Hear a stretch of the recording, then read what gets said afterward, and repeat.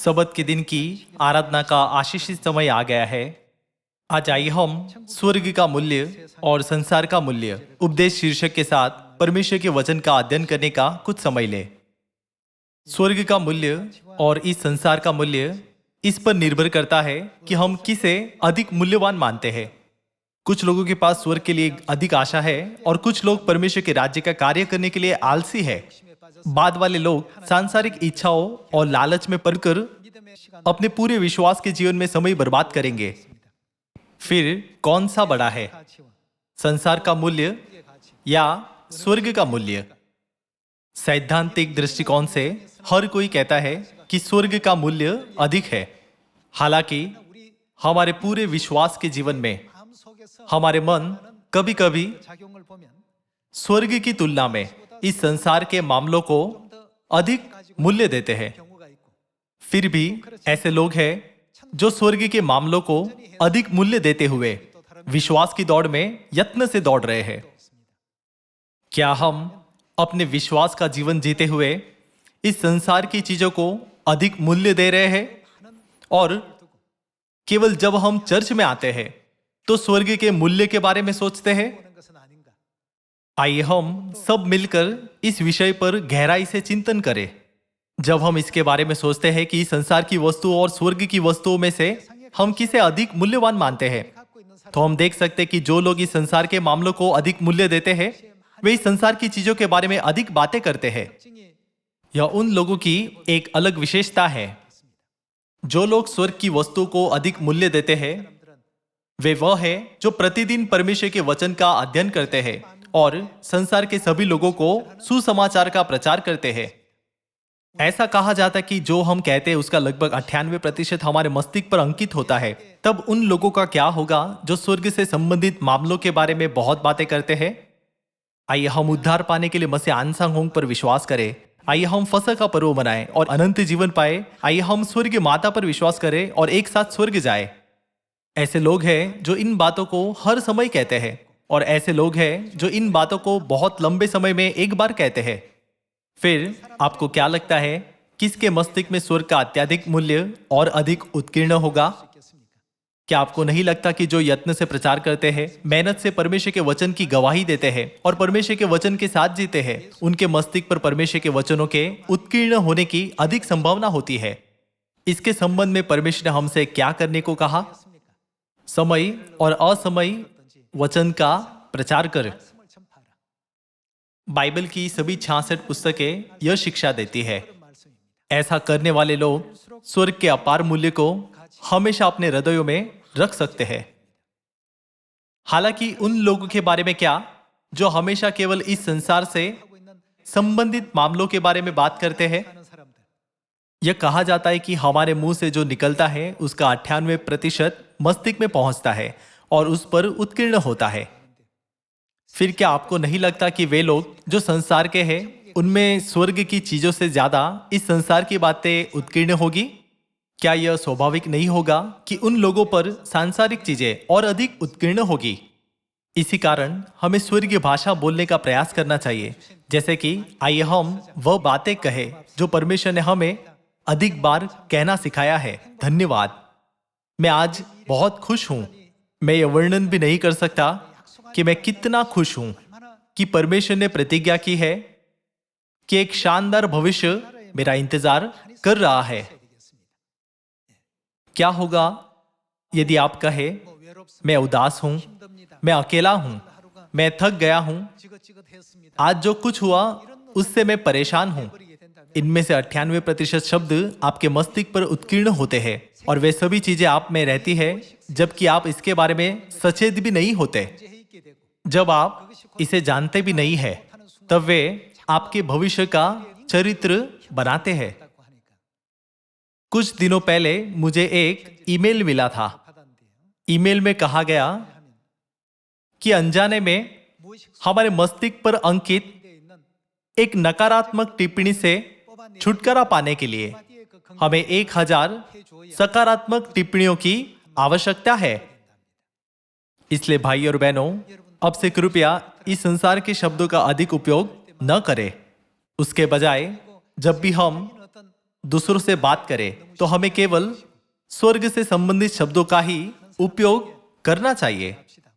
यह तब प्राप्त किया जा सकता है जब हम उपदेश का प्रचार करने का यत्नपूर्वक अभ्यास करते हैं और लगातार लोगों को पिता और माता पर विश्वास करने के लिए कहते हैं, जिससे वे अनंत जीवन और पापों की क्षमा पा सके और स्वर्ग जा सके। क्या यह हमारे दैनिक जीवन का हिस्सा नहीं होना चाहिए? ऐसा इसलिए है क्योंकि इस तरह हम उन शब्दों को अपने मस्तिष्क पर उत्कीर्ण कर सकते हैं और हर दिन स्वर्ग के अपार मूल्य को अधिक से अधिक महसूस कर सकते हैं। आज हम स्वर्ग के मूल्य और इस संसार के मूल्य की तुलना कर रहे हैं। चूंकि यह कहा जाता है कि हमारे मस्तिष्क से सिर्फ एक नकारात्मक टिप्पणी को हटाने के लिए 1000 सकारात्मक टिप्पणियों की आवश्यकता होती है, तो क्या यह हमारी कही जाने वाली बातों में सावधान रहने की आवश्यकता पर प्रकाश नहीं डालता?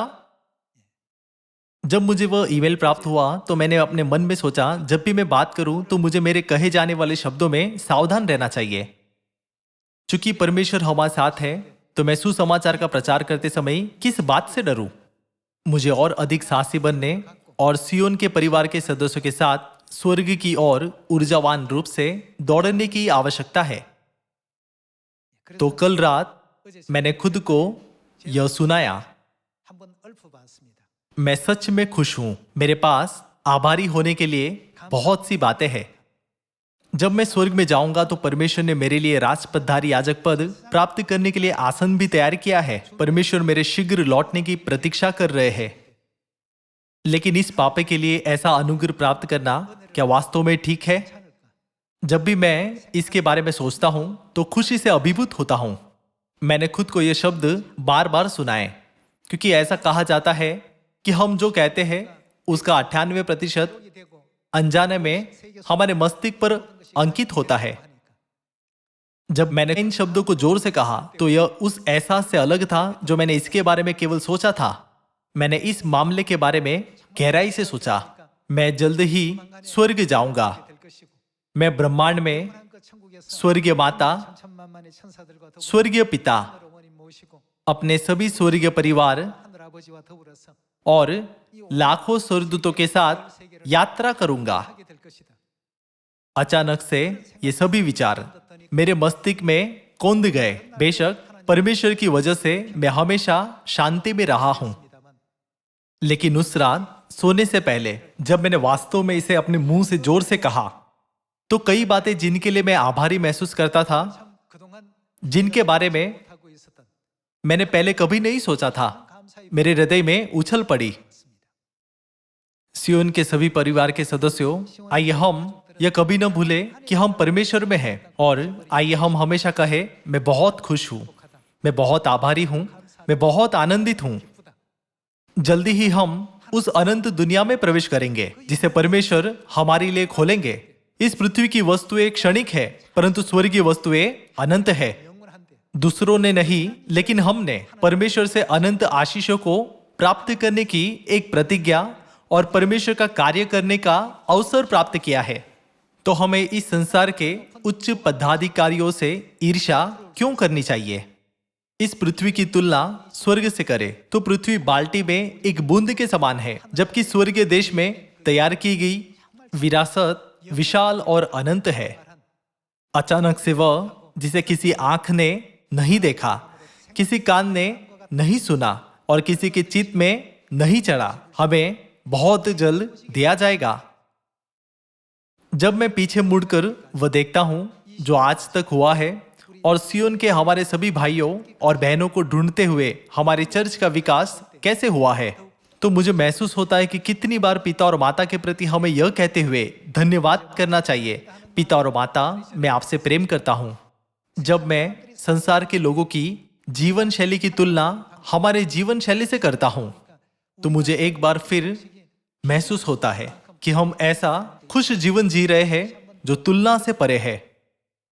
यह मुझे एक बार फिर से एक दृढ़ संकल्प करने की अनुमति देता है, चाहे मेरे मार्ग में कितनी भी कठिनाई आए, मैं स्वर्ग में प्रवेश करूंगा।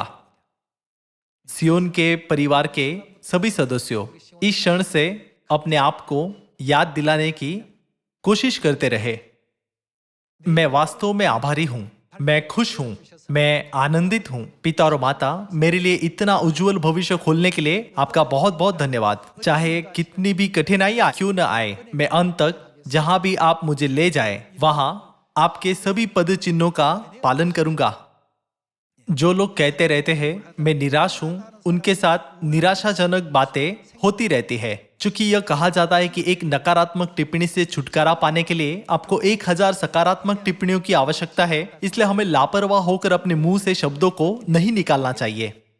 आज आइए हम सबत के दिन के द्वारा हमें आशीष देने के लिए परमेश्वर को धन्यवाद दें।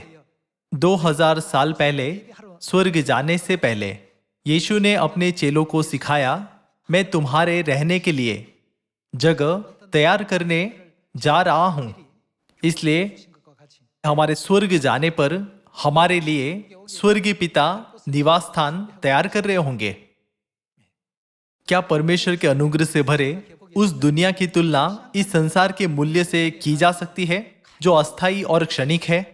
इस संसार के दृष्टिकोण से जो केवल इस संसार की चीजों को महत्व देता है, हमारे जीवन को देखते हुए ऐसा लग सकता है कि हमारे जीवन में कमी है और दूसरे लोगों से थोड़ा पीछे है। लेकिन जो वास्तव में मूल्यवान है और स्वर्ग में मानकों के द्वारा निर्धारित है, उसके दृष्टिकोण से हमारे पद उनके साथ अतुलनीय है। आइए हम यह एहसास प्राप्त करें।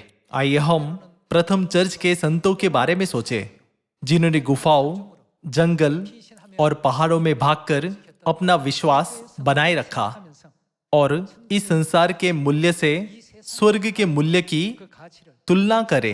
हर एक दिन अपने होठों से हमें अपने आप से जोर से कहने की जरूरत है कि स्वर्ग का राज्य वास्तव में कितना मूल्यवान, महिमामयी और महान है। जिस सुसमाचार का हम प्रचार करते हैं उसे शुभ संदेश भी कहा जाता है। क्या यह इसलिए नहीं है कि जो समाचार हम सुना रहे हैं वह इतना आशीषित है कि वह शुभ संदेश कहलाने के योग्य है? इसलिए हमें लगन से शुभ संदेश, सुसमाचार का प्रचार करना चाहिए। आइए हम दूसरा कोरिन्थियों की पुस्तक अध्याय 4 आयत 16 पर एक नजर डालें। अध्याय 4 आयत 16। इसलिए हम हियाव नहीं छोड़ते, यद्यपि हमारा बाहरी मनुष्यत्व नष्ट होता जाता है तो भी हमारा भीतरी मनुष्यत्व दिन प्रतिदिन नया होता जाता है, क्योंकि हमारा पल भर का हल्का सा क्लेश हमारे लिए बहुत ही महत्वपूर्ण और अनंत महिमा उत्पन्न करता जाता है। और हम तो देखी हुई वस्तुओं को नहीं परंतु अनदेखी वस्तुओं को देखते रहते हैं, क्योंकि देखी हुई वस्तुएं थोड़े ही दिन की है परंतु अनदेखी वस्तुएं सदा बनी रहती है। दुनिया जो अनदेखी है वह स्वर्ग है ना? यहाँ परमेश्वर की अनंत दुनिया का वर्णन अनदेखी वस्तुओं के रूप में किया गया है। जो वस्तुएं दिखाई देती है, जो वस्तुएं हमारे लिए दृश्यमान है, वे इस संसार की सब चीजें हैं। इस तीसरी आयामी दुनिया की वस्तुएं सभी अस्थायी है। युवावस्था अस्थायी है और जो कुछ भी आपके पास है वह भी अस्थायी है। हम केवल इस समय के लिए उनके मालिक हैं। जब हम इस संसार को छोड़े तो हमें उन्हें पीछे छोड़ना होगा। और फिर क्या हम इसके बाद अनंत दुनिया में नहीं जा रहे हैं? देखी हुई वस्तुएं थोड़ी ही दिन की है, वह वास्तव में अस्थायी है। सब कुछ क्षणिक है और बिजली की तरह गायब हो जाता है। लेकिन स्वर्ग की चीजों के बारे में क्या? स्वर्ग के लिए हमारे प्रयास गायब नहीं होते। सभी वचन जिनका हम प्रचार करते हैं हमारे मस्तिष्क पर अंकित होते हैं और वे हमारे आत्मिक चरित्र का निर्माण करते हैं, जिससे हमारे विश्वास की नींव बनती है। क्या हमारे पास हर दिन स्वर्ग के मूल्यों को महसूस करने का अवसर नहीं है? प्रचार करने का समय हमारे मस्तिष्क पर स्वर्ग के मूल्य को और अधिक अंकित करने का समय है। इसलिए बाइबल कहती है कि हमें परमेश्वर के वचन का प्रचार समय और असमय करना चाहिए। बाइबल के बहुत से भागों में लिखा है कि हमें किसी भी समय प्रचार करना चाहिए। परमेश्वर ने कहा कि इस पृथ्वी की वस्तुएं थोड़े ही दिन की है और स्वर्गीय वस्तुएं जो अनदेखी है अनंत है। इसलिए आज आइए हम एक बार फिर से अपने हृदयों पर अनंत स्वर्ग के राज्य के मूल्य को अंकित करें। आइए हम प्रकाशित वाक्य की पुस्तक अध्याय 21 देखें। अध्याय 21 आयत 4। वह उनकी आंखों से सब आंसू पोंछ डालेगा और इसके बाद मृत्यु न रहेगी और न शोक, न विलाप, न पीड़ा रहेगी। पहली बातें जाती रही। जो सिंहासन पर बैठा था उसने कहा, देख, मैं सब कुछ नया कर देता हूं। फिर उसने कहा, लिख ले, क्योंकि यह वचन विश्वास के योग्य और सत्य है। फिर उसने मुझसे कहा, ये बातें पूरी हो गई है। मैं अल्फा और ओमेगा, आदि और अंत हूं। मैं प्यासे को जीवन के जल के सोते में से सेतमेत पिलाऊंगा। जो जय पाए वही इन वस्तुओं का वारिस होगा, और मैं उसका परमेश्वर होऊंगा और वह मेरा पुत्र होगा। परमेश्वर की संतान का शीर्षक दिया जाना एक अद्भुत आशीष है। भले ही हमें उनके द्वारा गोद लिया गया हो, फिर भी यह एक अद्भुत आशीष होगी। हालांकि पिता और माता ने अपनी सच्ची संतानों के रूप में हम पर मुहर लगाई है और हमें अपने पास बुलाया है। इतना ही नहीं, परमेश्वर ने हमें उस महिमामय दुनिया को विरासत में प्राप्त करने की प्रतिज्ञा भी दी है, जहां मृत्यु या आंसू या शोक या पीड़ा या दर्द नहीं है। सभी लोगों, भले ही हमारे पास इस पृथ्वी पर बहुत सी चीजें हो, क्या वे उस विरासत का 10 लाखवां हिस्सा भी हो सकते हैं जो परमेश्वर हमें देंगे? नहीं, वे नहीं हो सकते। वे तुलना से परे है। बाइबल कहती है कि ब्रह्मांड की तुलना में परमेश्वर इस पृथ्वी को कुछ भी नहीं मानते। भले ही हम इस पृथ्वी पर बहुत सी चीजों के मालिक हो और बहुत अधिक ज्ञान और शक्ति प्राप्त करें, क्या उनकी तुलना उससे की जा सकती है जो परमेश्वर हमें अनंत स्वर्ग के राज्य में देंगे? यह कोई धारावाहिक या फिल्म नहीं है, यह हमारी वास्तविकता है। हमारी वास्तविकता यह है कि हम परमेश्वर की संतान बनेंगे और परमेश्वर हमें वह दुनिया देंगे जहां मृत्यु और दर्द नहीं होगा। क्या परमेश्वर ने हमें समय से पहले ही वह दुनिया नहीं दिखाई जिसमें हम भविष्य में जाएंगे? स्वर्ग के मूल्य की तुलना इस संसार में किसी भी चीज से नहीं की जा सकती। जब हम याकूब और एसाव के बीच के अंतर पर विचार करें, तो भले ही वे भाई थे, लेकिन याकूब पहलौठे के अधिकार का मूल्य जानता था, जबकि एसाव उसे नहीं जानता था। स्वर्ग के मूल्य के लिए भी ऐसा ही है। जो लोग इसके मूल्य को जानते हैं, वे इसे न खाने की कोशिश करते हैं, भले ही उन्हें बाकी सब कुछ त्यागना पड़े। लेकिन जो लोग महिमामय स्वर्ग के राज्य के मूल्य को नहीं जानते, वे सांसारिक चीजों पर अधिक ध्यान केंद्रित करते हुए अपना समय बर्बाद करते हैं। आज मुझे आशा है कि आप स्वर्ग के मूल्य की अधिक सराहना कर सकते हैं, ताकि उस अनंत दुनिया को न खोए जिसे परमेश्वर ने हमारे लिए तैयार किया है। आइए हम पहला कुरिन्थियों अध्याय 2 आयत 8 देखें, जिसे इस संसार के हाकिमों में से किसी ने नहीं जाना, क्योंकि यदि वे जानते तो तेजोमय प्रभु को क्रूस पर न चढ़ाते। परंतु जैसा लिखा है, जो बातें आंखें ने नहीं देखी और कान ने नहीं सुनी और जो बातें मनुष्य के चित्त में नहीं चढ़ी, वे ही है जो परमेश्वर ने अपने प्रेम रखने वालों के लिए तैयार की है।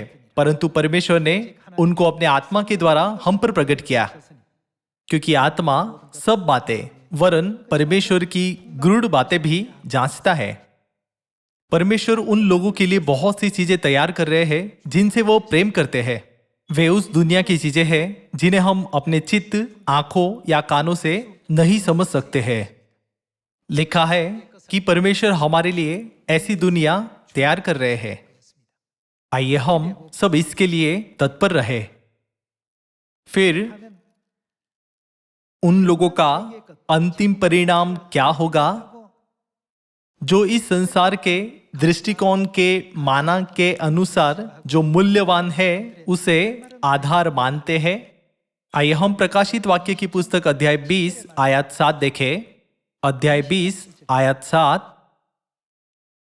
जब 1000 वर्ष पूरे हो चुकेंगे तो शैतान कैद से छोड़ दिया जाएगा।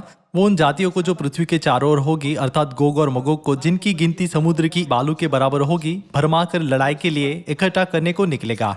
वे सारी पृथ्वी पर फैलकर पवित्र लोगों की छावनी और प्रिय नगर को घेर लेगी और आग स्वर्ग से उतरकर उन्हें भस्म करेगी। उनका भरमाने वाला शैतान आग और गंधक की उस झील में, जिसमें वो पशु और झूठा भविष्यद्वक्ता भी होगा, डाल दिया जाएगा और वे रात दिन युगानुयुग पीड़ा में तड़पते रहेंगे। परमेश्वर इन लोगों को कई शिक्षाएं देते हैं कि इस अनंत दुनिया का वास्तव में अस्तित्व है। वह उन्हें कई भविष्यद्वक्ताओं और परमेश्वर की कई संतानों के द्वारा बताते रहते हैं कि उन्हें स्वर्ग में आने की जरूरत है, क्योंकि यदि वे नरक जाए तो वे आग की भट्टी में सदा के लिए पीड़ित होंगे। परमेश्वर उन्हें कितनी भी बार यह संदेश दे, फिर भी लोग स्वर्ग के अनमोल मूल्य के बारे में नहीं सोचते। वे इस संसार में मूल्यवान मानी जाने वाली चीजों के अपने लालच को पूरा करने के लिए पलक झपकते ही 20 साल और 30 साल भी बर्बाद कर देते हैं। इस संसार में रहते हुए परमेश्वर ने हमें स्वर्ग में आशीष इकट्ठा करने का समय दिया है। हालांकि स्वर्ग की आशीषों का संचय करने के बजाय उन्हें खोते हुए वे अपना समय बर्बाद कर रहे हैं। अंत में उन्हें आग और गंधक की झील में भेजा जाएगा, जहां पशु और झूठे भविष्यद्वक्ताओं को डाला जाएगा। आइए हम अध्याय 19 पर जाए। अध्याय 19 आयत 19।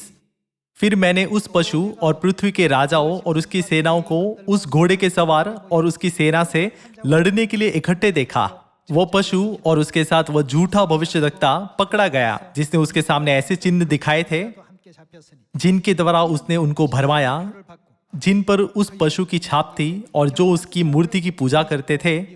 ये दोनों जीते जी उस आग की झील में जो गंधक से जलती है डाले गए। शेष लोग उस घोड़े के सवार की तलवार से जो उसके मुंह से निकलती थी मार डाले गए, और सब पक्षी उनके मांस से तृप्त हो गए। एक बार जब अनंत काल का समय आ जाएगा तो जगह और समय की अवधारणा जो हमें कैद कर चुकी है गायब हो जाएगी। उस समय केवल वही रहेगा जो अनंत है।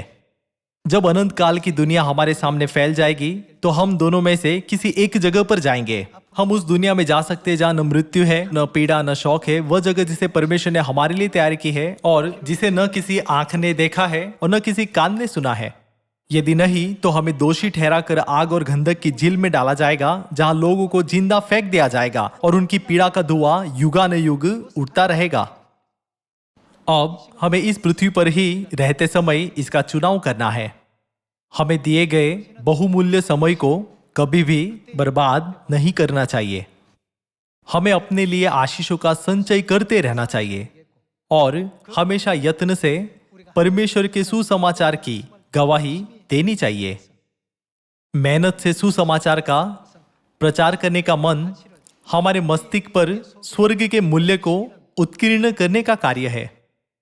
हमें कहना चाहिए, आइए हम सबत का दिन बनाएं और अनंत विश्राम की आशीष प्राप्त करें जो परमेश्वर ने हमारे लिए तैयार की है। आइए हम फसह का पर्व मनाएं और अनंत जीवन की आशीष पाए। आप पिता अनसंग होंग और नई यरूशलेम स्वर्गीय माता पर विश्वास क्यों नहीं करते, ताकि आप स्वर्ग जा सके और स्वर्गीय पिता और स्वर्गीय माता की बाहों में सदा के लिए अनंत जीवन और आशीषों का आनंद उठा सके।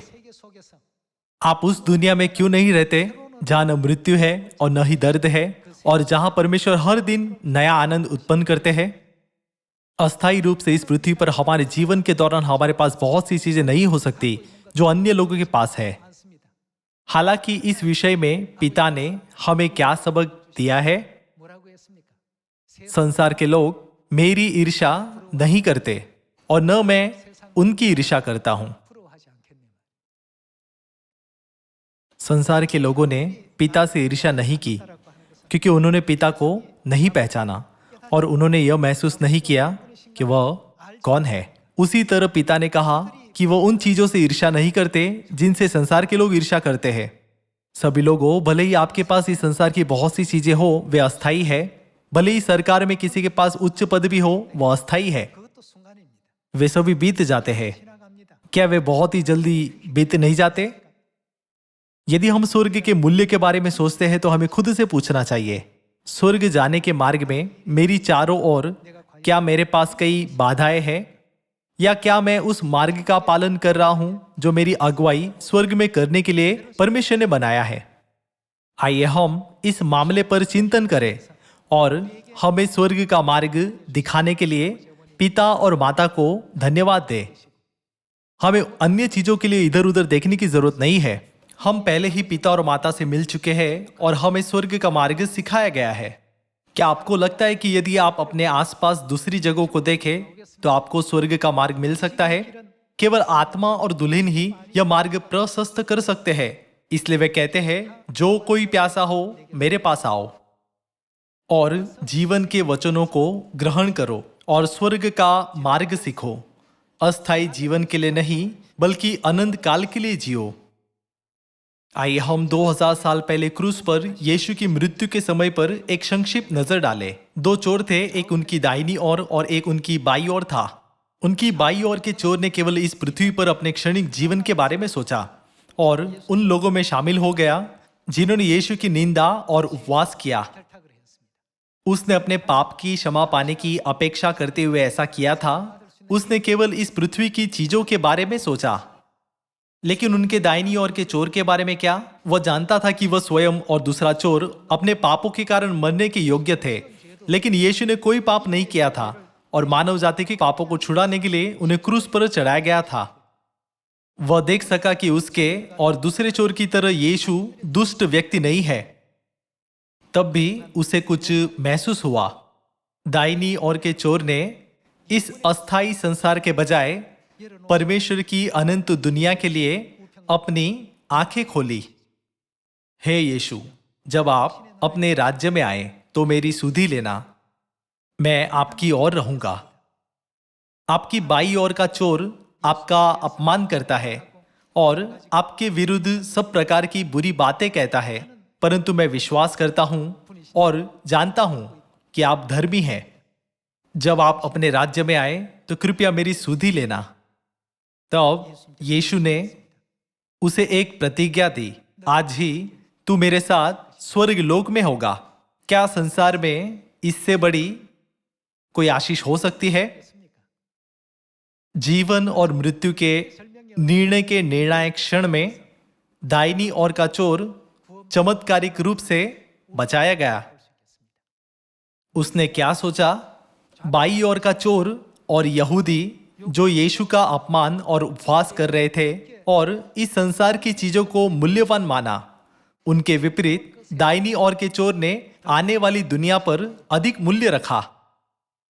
ऐसा व्यक्ति बनने की कोशिश करने के बजाय जिसके इस संसार के अन्य लोग सदृश होना चाहते हैं, परमेश्वर के पुत्र और पुत्रियां बनना कितना महान और अद्भुत है। आइए हम उस अनंत स्वर्गीय दुनिया को देखें जिसके हमसे प्रतिज्ञा की गई है। पिता ने कहा, संसार के लोग मेरी ईर्ष्या नहीं करते और न मैं उनकी ईर्ष्या करता हूं। अनंत जीवन के लिए अपनी आशा और पिता और माता के साथ स्वर्ग में मिलने वाली आशीष को बनाए रखते हुए हमें हमेशा आनंदित रहना चाहिए। और हमें हर बात में क्या करना चाहिए? धन्यवाद करना चाहिए। हमें निरंतर स्वर्गीय भाषा बोलने की जरूरत है। मैं वास्तव में आभारी हूं, मैं हर्षित हूं, मैं बहुत खुश हूं कि मुझे परमेश्वर में बने रहने की अनुमति मिली है। मैं बहुत खुश हूं कि परमेश्वर ने मुझे इस सत्य को प्राप्त करने की अनुमति दी है और मुझे सत्य में सुसमाचार का कार्य करने का अवसर दिया है। हमें केवल इस तथ्य के लिए अत्यंत हर्षित और आभारी होना चाहिए कि हम वह कार्य कर सकते हैं जो पहले से ही परमेश्वर की प्रतिज्ञा में पूरा हो चुका है। मुझे आशा है कि सियोन के हमारे सभी प्यारे परिवार के सदस्य हमेशा इस बारे में सोचेंगे कि इस संसार में मूल्यवान मानी जाने वाली चीजों की तुलना में स्वर्ग का मूल्य कितना अधिक है। मैं प्रार्थना करता हूं कि आप सभी स्वर्ग से बहुत सारी आशीषें प्राप्त करें जो परमेश्वर ने आज उंडेली है, और परमेश्वर को धन्यवाद और महिमा दे और परमेश्वर में हमेशा खुश और आनंदित रहे। आपका बहुत बहुत धन्यवाद।